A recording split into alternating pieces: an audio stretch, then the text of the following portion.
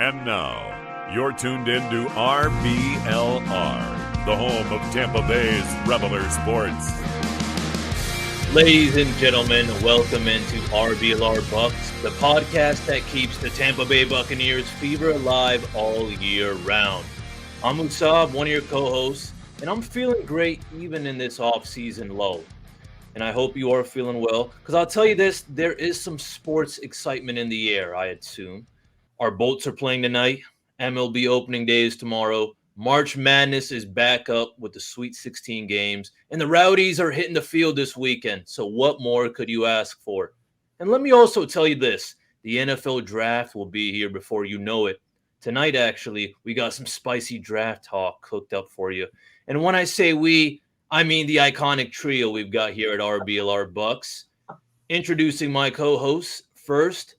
He brings the energy, the wit, and the hot takes that keep our discussions lively. He is Zach Blaine. Zach, tell the listeners what's got you hyped right now. Man, honestly, the Rays are going to play baseball this week. I could not be. I know we're a Bucs podcast right now, but the being able to watch the Rays again, it feels good. It feels like it's been too long. Hell yeah, right on there with you. And last but not least, he's got an eye for talent and a passion for the game that's unmatched. He is Carter Brantley. Carter, what's on your mind as we dive into tonight's discussion? Oh, nothing much, man. I'm excited to talk about a position that I know Zach is just enamored with, the running back position. That's going to be our second half of this episode. But yeah, super thrilled, like for all the reasons that you mentioned, March Madness, super exciting, baseball season getting ramped up. There's some gambling scandals taking the hold of the sporting world, which is hilarious. I just think that's so funny. Like, oh man, can't wait for even more of them. But yeah, so I'm really excited. It's a great time to be a sports fan. There's a lot going on for sure. But before we go any further, I'd love for our listeners, if they're enjoying what they hear, if they're trying to hear more of it, hit that like and subscribe button for sure. We're going to be cranking out some really cool draft content for the next month or so. We'll have a live draft show on the night of the first round, and we'll also have a mock draft show the night before the NFL draft begins. So definitely stay tuned for that. But after that little like and subscribe plug right there, we'll get into some newsy stuff, because despite the fact that we're in the midst of, the drolls of the off season, there's not a lot going on. There still was kind of some interesting stuff that I saw out there that Todd Bowles had to say.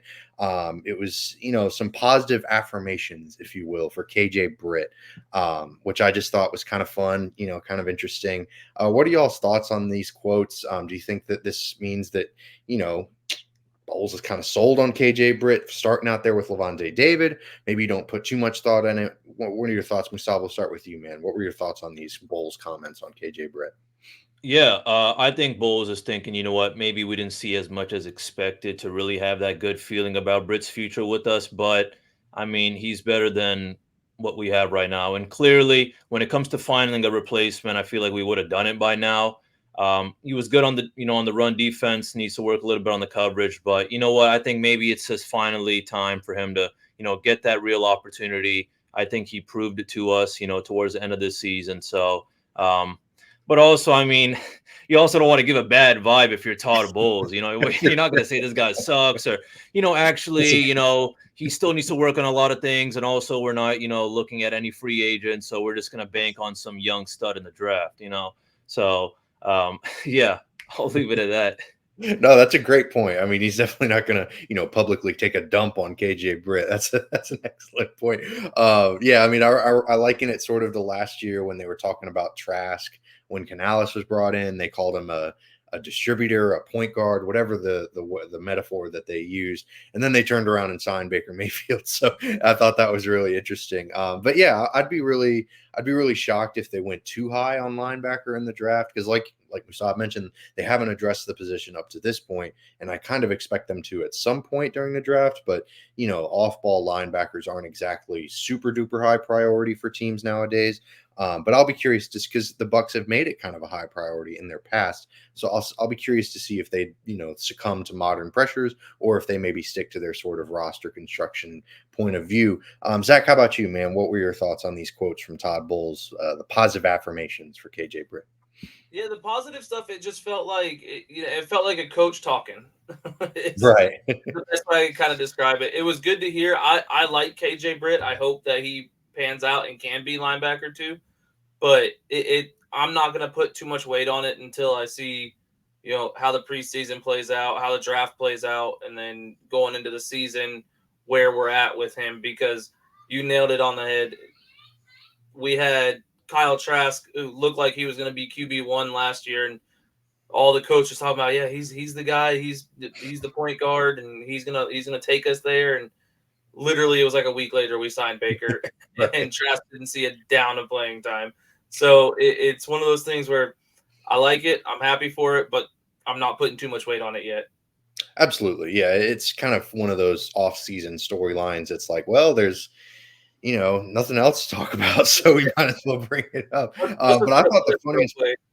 Right. Yeah, for sure. But I thought the funniest part of this quote was the lack of speed that Britt has and him making up for it with the lack or the being in the right place, right time, proper positioning, whatever you want to call it. I thought it was an interesting kind of maybe shot at Devin White. Zach, I know you're probably the biggest hater of Devin White in this chat. So I'll throw it to you, man. Did you think that this was a huge shot at Devin White, or maybe you're kind of like, who cares at this point? Devin White's not even on the roster. That's how I felt until you brought it up in our chat that it was kind of a dig at Devin White. In my mind, I was like, okay, yeah, he's slow, but he's smart. Like, I'll take Mhm. that. I'll take a smart player over an athletic player anytime. So to see that, I was just like, yeah, he's not the quickest linebacker, but in all reality, neither is Levante David, and look what he's doing. Like, we proven that we can develop a guy who's not the fastest as long as he's smart. So that's how I looked at it. But then you brought up that it could have been a dig at Devin White, and it made me a little happy. I'm not gonna lie to you. Well, there you go. Hey, anything to make Zach Blaine smile. I That's the appreciate you, man. goal of this podcast is always to put a smile on Zach Blaine's face. But Musab, how about you, man? Maybe you have more intense thoughts on it. Maybe you're just as blasé as Zach and myself. But what were your thoughts on the Devin White potential dig? Well, I'll tell you this: it hurts me to have a Devin White Super Bowl jersey in my closet, knowing that he's on the Eagles. It's not a pretty sight when I open my closet. But You can send that uh, off to your buddy. yeah, well, that being said, I'll tell you this, I'm right there with Zach. I didn't think about the whole kind of shot at Devin White either. I think that the vibe, or I think the message that Todd Bowles was trying to give was, listen, sure, he's slow, but what really matters is instincts, the ability to kind of, get away from those blocks from the offensive line and even following through with those tackles. I don't know exactly where I'd seen it, but I'm pretty sure KJ Britt had a better kind of tackle rate compared to Devin White this past season. Yeah, it wouldn't surprise me. I mean, being a good tackler is not about, running as fast as you can and being a monster athlete. Like you got to have, some proper technique and stuff like that. And I feel So, like I feel like the only thing that Devin White really stood out was the blitzing. I mean, other than that, I really don't think there was anything that really truly stood out for him, especially these last couple of years. I mean, as long as you can break down and make an open field tackle on Gardner Minshew, I think you're going to be okay playing in the NFL, or at least on the Bucs. And we saw that Devin White couldn't do that. So yeah, that was a tough clip. That was a tough stretch for sure. Losing to the Colts and having that little segment of Devin White just looking like that. He did have an injured ankle to play devil's advocate here. I don't want to totally just dump on Devin White. There are plenty of reasons to take a dump on Devin White though, because his PFF grades terrible. Like Musab mentioned, even his blitzing was still like. I mean, if you're really trying to reach for something positive to say about him, but yeah, he had a miserable season last year. It wasn't super good. And obviously wish him all the best. He was a valuable member of the Super Bowl team, but yeah, I thought it was kind of interesting. Some people really took it that way. They were like, oh man, Bowles is, kind of sniping at Devin White because Devin White's been having some interesting little quotes here and there. But yeah, I thought it was something that we could discuss, but obviously some huge NFL news this week. Rule changes. There were quite a few. There was the kickoff thing, which I don't even really know what to make of it, to be quite honest. But I think the bigger one was the hip drop tackle ban, quote unquote, if you want to call it that. Musab, I'll start with you, man. What were your thoughts on this hip tackle rule? I'm at a loss for words. Yeah, I don't know what the guys can do now. Yeah, yeah, Yeah, I mean, you already it's just getting a little bit more softer. I don't know. I mean, listen, I'm not like some kind of defensive tackling expert either, but it just sucks to know that, you have to think about these things before, you do make a tackle, It's all these little exceptions that you got to remember. Otherwise, your team's going to suffer because of you. So it sucks. Yeah. Yeah, it's tough. I feel for the defensive players because, like you mentioned, it's looking like, what are you supposed to do? I genuinely don't have a solution for it. At the same time, I get from the NFL perspective the whole PR behind trying to enhance safety and stuff like that. Ever since that concussion movie came out, it's been like just like people have just been like, hey, like, NFL players are just like awful in health after they play. So, I get from that perspective, I suppose. But yeah, I don't know. I don't know the I don't know how this is going to be implemented. I don't know the practicality of this rule change, but we'll just have to see how they enforce it because it's been super unclear, super muddied waters as to how they're actually going to do so. So, Zach, I know you've got your own thoughts. You've already tweeted about it. I was saving the best for last. What give it to us, man. What are your thoughts on this hip drop? It's so soft. Like, dude, you play a contact sport. You sign up for this. Yes, I get it. There are some cases, quite a few cases of CTE and everything, but there's also a lot of cases where people are perfectly fine after football. So, like, you can't take, if I have 100 things and 20 of those things are bad and 80 of them aren't, I'm going to stick with the 80. Like, football is declining defensively. I'm taking the over on every offensive bet I can this year because that's essentially what we're trying to do. In 5 years, we're going to have flag football, the National Flag Football League. It's not going to be, we're not going to have tackle football anymore. Word. Hey, bold take. But then again, you're going to have some guys throwing games because that's what we're doing now in sports, with legalized gambling and everything. Look, I'd rather have somebody throw a game and tackle however they want than two-hand touch somebody. For sure. Fair enough. Fair enough. No, I definitely get it. It's definitely frustrating to continue to see this departure from any sort of contact whatsoever. I know that the flag football thing is sort of a jab and kind of tongue in cheek kind of thing, but I have genuinely advocated for putting flags on quarterbacks because the quarterback situation with the roughing the passer to me is a far bigger issue because you tackle a guy and or you touch the quarterback at all and it's like it's immediately 15 yards. It seems like it's very hard to tackle a quarterback properly when you're trying to get a sack or you're running at him and then he throws it and then you have to stop all of your momentum and you have to completely freeze. So this hip drop tackle thing is just sort of another feather in the cap in that regard, where defenders are kind of at the mercy of referees just deciding, well, that looked like it could have been unsafe. So I don't really know what to make of it. It's kind of weird. Like Zach has been saying, it's very much a departure from the NFL of old, for better or for worse. But moving on to happier news, because, we don't want to be doom and gloom for the whole episode. Musab Tariq, you had a mock draft this week, mock draft Monday. It was your turn. Give us your defense, your picks, just summarize it for us, brother. Absolutely. Sure thing. So yes, my second version. So I'll just get right to it. All right, round one, pick 26. I got cornerback Nate Wiggins from Clemson. Where do I start? The man has speed, and to substitute that size portion, he's got that dog in him. All right. And what do I mean by that? Let me tell you. I was watching his tape, hitting Xavier Legette. This guy is 6'3", 200, something like that, with no hesitation, says a lot for me. Okay, Xavier is a big boy. Exactly. Even when they played FSU, there was a time or two he got up in Keon Coleman's space and stopped a big play from happening. Again, against UNC, running that guy from behind and stripping the ball was amazing. You can watch that on any of his highlight reels. Huge game changer, huge momentum changer. I think pretty sure Clemson had won that game later, but I don't know. But overall, look, blitzes extremely well, exceptional kind of tackler. And now the only downside is apparently he is suffering an injury from running one of the fastest, or I think the fastest 40-yard dash at the combine. So I don't know. That would just raise my eyebrows a little bit, but I'll move on to round two, pick 57. We got edge Chris Braswell from Alabama. All right. I'm just going to get right to it. Speed. Oh, yeah.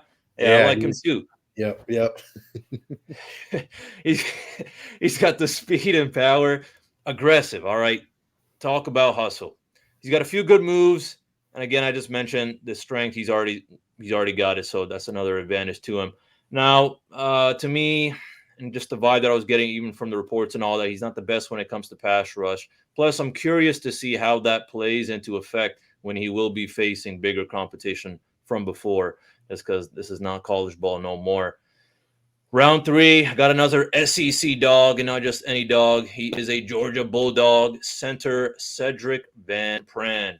All right. I'm not going to act like I watched a lot of tape on this guy. There's only so much tape you can watch. Only so much tape you can watch on a center. All right. Unless you've been following Georgia football. But this guy's athletic. He knows how to utilize his hands to slow down defenders. Good run blocker. However, needs to work a little bit on, lowering the anchor. But that's fixable. All right, round 3, pick 92 from Detroit. We will be getting safety, or I would like safety, Kalen Bullock. All right, from USC. Strong tackler. Looks like he did pretty well with the man zone coverage in college. Overall versatile athlete. He was able to play in the special teams as well. Now, for my round 4, pick 125, I got linebacker Tommy. Oh, man, I never really practiced pronouncing his last name. Eichenberg. Please correct me. Eichenberg. Okay. Tommy Eichenberg, if you're listening to this, please forgive me. But Tommy, he's got the size and athleticism, and he chases well in pursuit. Didn't see too many negatives other than that. I mean, listen, there's always some room for improvement. So I'm just going to get right to it with round 6, pick 220. This is where it gets a little bit interesting, a little bit more spicy, just because these are the hidden gems that I love. All right. We got wide receiver Tyrone Tracy Jr. from Iowa. All right, the speed and fluidity is already there, but what really stands out to me, especially if we are able to get this guy later on in the draft, is he's a contested catch specialist. All right, I think that's something that's really special.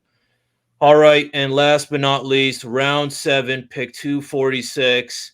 All right, this is coming from a school that I didn't realize had a football team. Running back Jaden Sheardon. All right, from Monmouth. Again, I mentioned, I think he's a hidden gem. He's got the vision. He's an explosive athlete. And when he's got a lot of space, he is scary. I'll tell you that. So there is my mock draft, gentlemen. Hell yeah, man. I just did a little mock draft myself this afternoon, and I drafted that edge rusher out of Alabama that you mentioned. I'm sorry, the name is Chris Braswell. Braswell. Yeah, Braswell, because he was really fun. I thought he was a great little prospect. Great draft. Really enjoyed the Wiggins pick first round. It seems like a general consensus among all of us in the Bucs community that the Bucs are going to go corner first round, and if they don't, I'd be very surprised. But Wiggins is a great pick for sure. They got to go edge, interior offensive line. I really like the center out of Georgia. If he lasts to the 3rd round at that Bucs pick, I'd be incredibly surprised if the Bucs didn't pick him up. Yeah, because I think he's already up there in the ranks with some of the other guys. So he might right there with him. Yeah, for sure. There's certainly some drafts that have him slipping that low. But in my opinion, like you said, if he does slip that low, I think the Bucs would be wise to snag him up. He'd be a great backup or potential starter for Robert Hainsey. Give him some competition. Zach, how about you, man? What were your thoughts on Musab's mock? I love the Wiggins pick. I don't know that he's there at 26. That's one that I think we may have to trade up for, but I would love to have him on the team. For sure. Braswell's another one. He's a stud. My worry with him, though, is we already have issues with the pass rush. That was one of our biggest downfalls last season. So I don't know if taking on another pass rush project is the best idea. We've already done that the last 2 drafts. So 3rd time's a lucky charm, Zach. I'm obviously optimistic about the Braswell pick, but everything else I'm a fan of. I would take a running back earlier, but you know how I am. Zach would take a running back 1st overall if he could. That'd be that's not true. At least top 5, yes. 1st overall, no. Word, I wouldn't put it past you, big dog. If you were in that Leonard Fournette draft, you might have snatched him up 1st overall. Hey, you know what? He helped us win a Super Bowl. Oh, for sure. But he didn't help Jacksonville win a Super Bowl. That's for damn sure. Well, that's no one's helping Jacksonville win a Super Bowl. Right. Well, I don't know. I really enjoyed that little mock draft because I'm a big Wiggins fan. I'm like Zach. I don't know that he lasts that low, but if he does, got to snatch him up. The Bucks would be really Agreed. wise to do so. And if you're looking for some attire to snatch up for your Ooh. vacations, opening day, like Musab said at the beginning of the episode, is tomorrow. So if you're looking for some Rays gear, we got some Bucks gear. If you're gearing up for the draft, the Lightning, like Musab said, are playing tonight. So if you're trying to, gear up for some Lightning games, Rowdies as well, we've got it all. Shop.rblrsports.com. We'll give you a promo code as well, Cannon, CANNONS. Type that bad boy in for 10% off your entire order. Definitely got to check it out, because shoot, your summer wardrobe's always got to be fresh. You always got to have something new coming out to impress the people at the beach or whoever you're trying to impress. So anyways, after that little shameless shot plug, we are getting to the stuff that we know you want to hear about, the running backs, or at least Zach Blaine wants to hear about. I don't know if everyone listening really wants to hear about the running backs, but hey, it's our target for this week. It's the position that we're focusing on. So we'll get right to it. We'll start with the round 1 or 2 guys. Zach, we'll start with you, man, because you're our resident running back expert, RRB or RRB, running backologist. That's running backologist. I'll take it for Listen, sure. So give it to us, Zach. Who's all that you just talked about me, super appreciative. I don't see a round 1 or 2 guy in this draft. Really interesting. I don't. I'm picking one just to do it because I feel like we've got to at least play devil's advocate, but I don't necessarily recommend Tampa draft a running back first or second round this year. I know it's hell has frozen over, but I just don't see it in this draft. My first guy is Jonathan Brooks out of Texas, though. If he's drafted in the first 2 rounds, he's a second round guy. I think he's going to be very good in the NFL. It's another guy, good speed, explosive. Solid pass catcher. I wouldn't say he's a great pass catcher, but he's a decent pass catcher. I wouldn't put him in like the Bijan Robinson pass catching level, but slightly below him. Biggest issue with him is kind of his discipline. He has a hard time hitting the hole, and he's usually a one tackle kind of guy. He's not going to break many tackles for you. Once he gets wrapped up, he's going down. But I don't know how well he plays off of Rachaad White because they're kind of like the same thing. Rachaad White's far superior pass catcher. But as far as running the ball, they're kind of the same situation. So not sure how well they'd play off of each other. Wow. So not only are you saying there's not really a guy you'd recommend the Bucs take in the first 2 rounds, you're also comparing a guy that would be taken in one of the first 2 rounds potentially to Rachaad White. Therefore, Rachaad White is a first or second round running back? Slow your roll. I said play style. That was a lot of I did not say skill levels.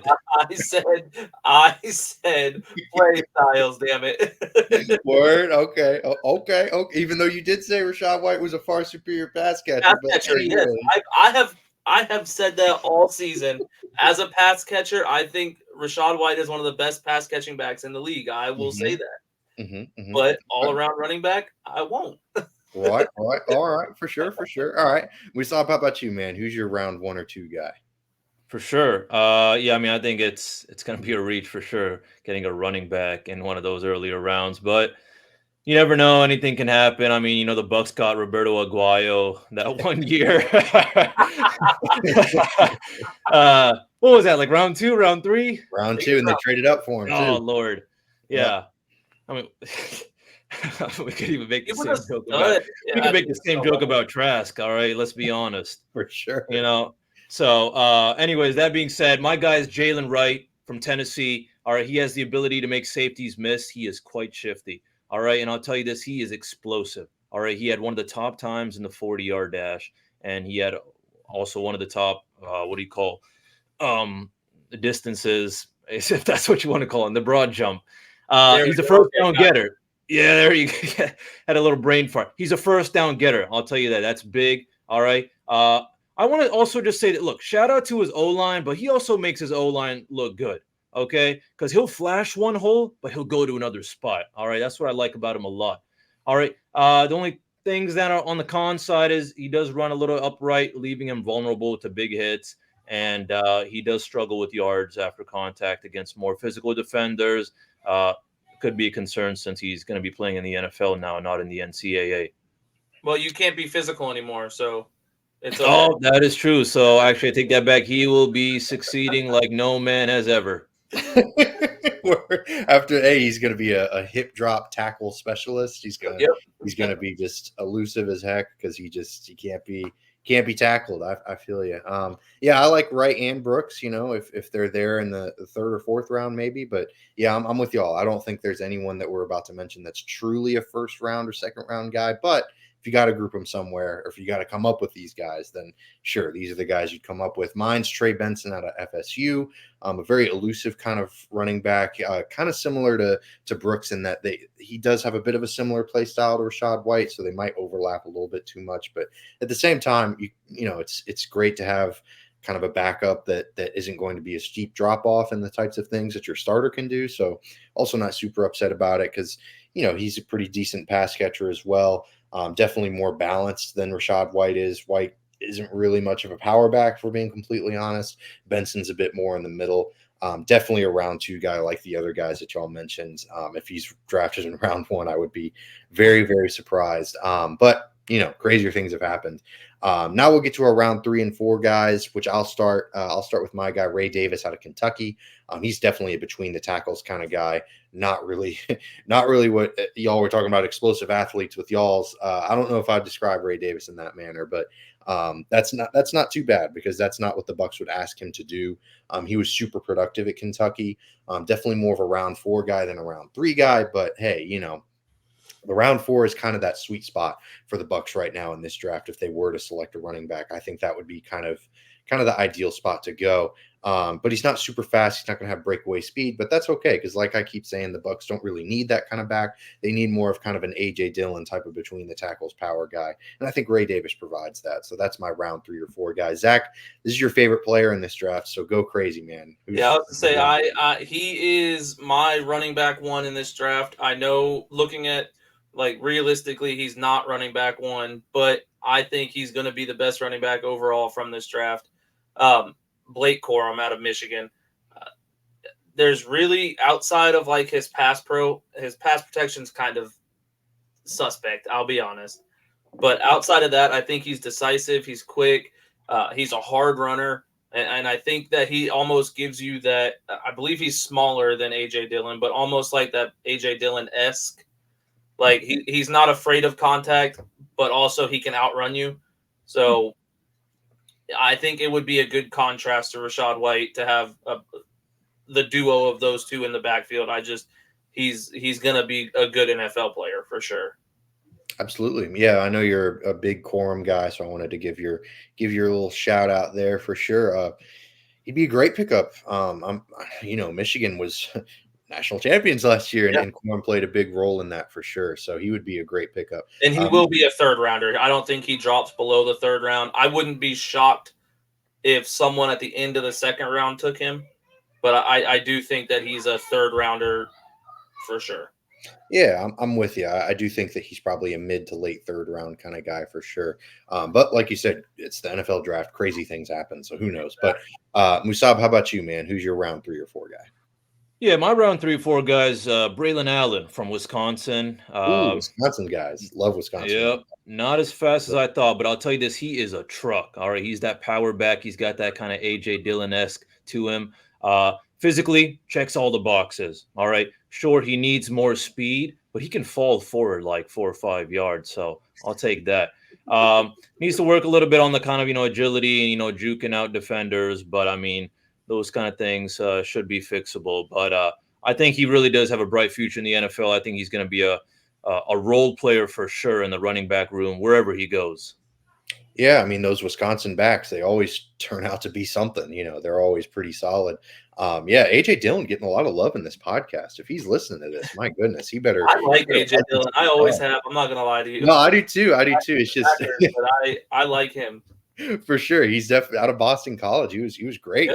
Yeah. And in the ACC, huge guy for sure. But Musab, I'll throw it right back to you, man. Who's your day 3 running back? Ooh, okay. Day 3, this is where it gets a little interesting. I got Blake Watson from Memphis. I just think that, he's best when he's got space. Great pass catcher, versatile athlete. I don't expect this guy to be those ones who breaks tackles. I think his real battle is going to be when he has to go against like defensive backs once he's got that space. And for that reason, I do think that he needs a little bit of improvement when it comes to acceleration, but that's really about it though. I think that, I mean, if he's available in these later rounds, I think he'd be a good pick for the Bucs. Yeah, I really like Watson as kind of a scat back. I know you mentioned his skills as kind of a wide receiver type of guy. Yeah, I'd really enjoy him being just kind of the third or fourth running back in that room. And that's perfect for a day 3 pick. I mean, the hidden gems, like you're always saying. Yeah, I really like Watson a lot out of Memphis for sure. Zach, how about you, man? Who's your day 3 guy? I know you haven't mentioned Oregon State in a while, so is that what's coming? Is that what's coming? It's coming. So I gotta be completely honest here. I may have failed as an Oregon State fan this year because I didn't even realize that this guy was in the draft this year. I thought he was coming back for another year, but apparently I was wrong because he's a redshirt senior. So there's one of his cons right there. He is a little bit older than the rest of the running backs in the room, and age is the Achilles heel of running backs. For sure. My guy is Deshaun Fenwick out of Oregon State. Played at South Carolina. He's a guy who's well-rounded. Like I think you mentioned it with your first round guy. Ray Benson. Ray Benson, yeah. He's kind of a perfect combination of quick and powerful. With that being said, he's never really had RB1. Like, he's never been the RB1. He's stepped up in big games as the RB1, but he's never had a full season as being the lead guy. So that's kind of a good thing because I think he would play well with Rachaad White. And if we're high on Rachaad White, I don't think that Deshaun Fenwick pushes him for starting reps in season 1. I think he's going to be a good back in the league, but not day 1. I think he's got some stuff he has to work on. But again, he's a guy that stepped up in big moments. He's played really well. He's had some really big games and can do a little bit of everything. So I was going to go with Frank Gore Jr., but once I saw that Deshaun Fenwick was here, he's a previous SEC guy, now a Pac-12, I had to go with him. For sure. And I love the Frank Gore Jr. mention as well because I was expecting one of y'all to pick him, honestly. But honest to God, was going to until I looked at the running back draft prospects towards the end and saw Deshaun Fenwick, and I was like, oh, yeah, no. He's going to be on every mock draft I do now. Indeed. Yeah, I mean, Frank Gore Jr. is a great guy as well to mention in day 3. I saw him at Southern Miss Live, and he was really fun. Very lone bright spot on that team because I was watching them get their butts whooped by Texas State. Oh man, hey, that's a good team.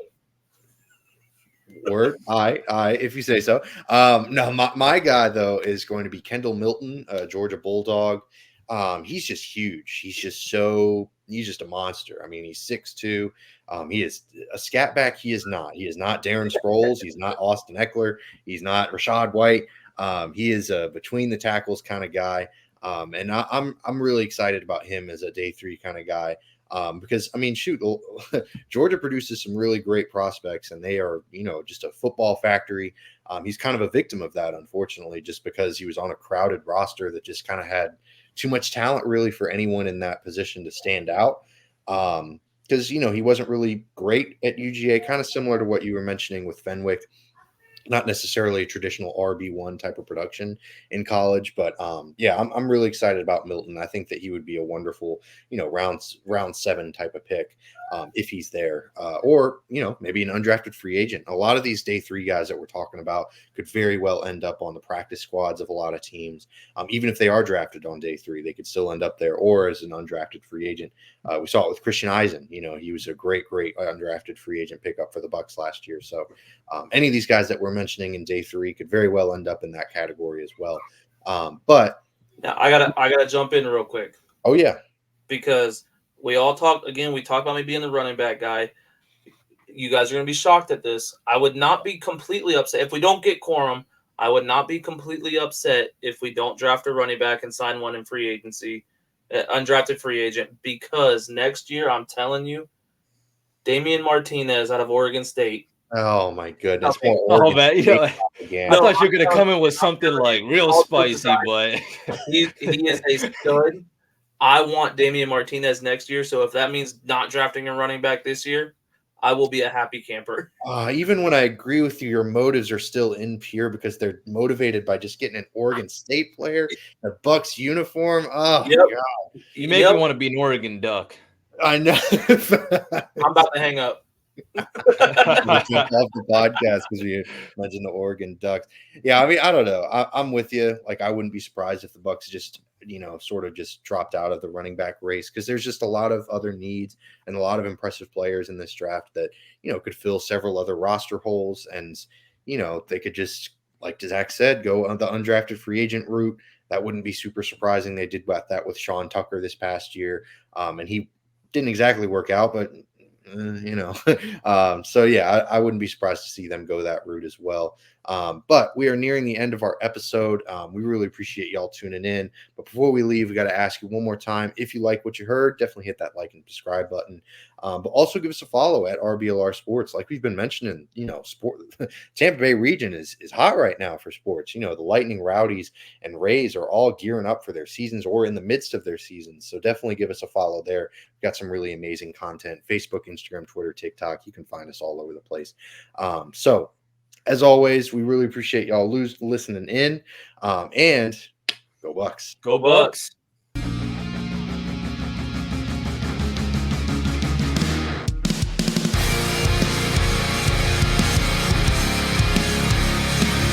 Thank you for tuning into this presentation by RBLR Sports. On your way out of the stadium, please remember to like and subscribe.